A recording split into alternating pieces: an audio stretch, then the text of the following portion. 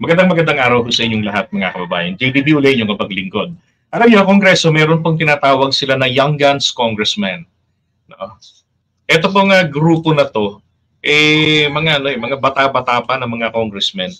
At talagang matatalas ang dila, ika nga. Talagang nakikipagbangayan sila talaga sa mga senador. No? Tama lang naman yan. Kaysa naman sa papabuli kayo. Kasi nilalait-lait na po sila eh.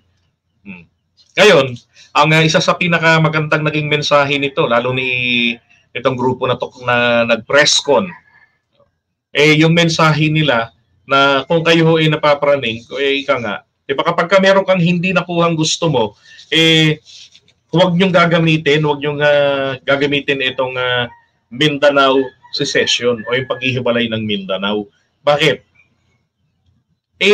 Katumbas yan ng disunity na naman o panawagan ng pagkakawatak-watak sa ating bansa. At hindi naman yan makakatulong. Lalo na ang galing pa rito sa dating House Speaker, Pantaleon Alvarez. Na hindi naman po siya magaling na House Speaker. Ang naalala ko noon, panahon ni nung awayan nila Cayetano at ni Velasco, isa sa naging problema sa kanila yung allocation ng mga budget. 'Di ba? Isa na sa na-raise yan eh. Tapos ito naman din pong si dating Pangulong Duterte.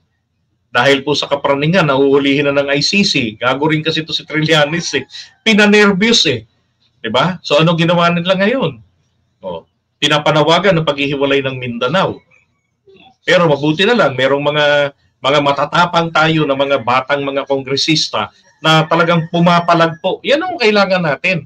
Kung papipiliin tayo na magiging senador, palagay ko itong mga itong ilagay natin sa Senado. Yung mga bukas ang isipan sa pagbabago, bukas ang isipan sa pag-update ng ating saligang batas. Yan pa yung pinaka-foundation natin ng mga batas natin, tapos obsolete. Di ba? Itong mga senador natin, putragis, obsolete ang mga utak dahil sa sariling kapakinabangan na naranasan nila. And I'm really frustrated din naman dito kina Robin Padilla, 'di ba? Na nilamon na ng sistema. Siya po ang inaasahan natin diyan na magiging boses ng mga Pilipino na talagang papalag sa paghaharang na ginagawa po diyan sa pagsusulong ng amyenda ng saligang batas natin. Kaya lang ngayon mukhang kabilang na rin siya sa tinatawag na nilamon ng sistema. And kudos po rito diyan po sa Young Guns Congressman natin na wala hong takot pumalag maging kay dating Pangulong Duterte. Alright?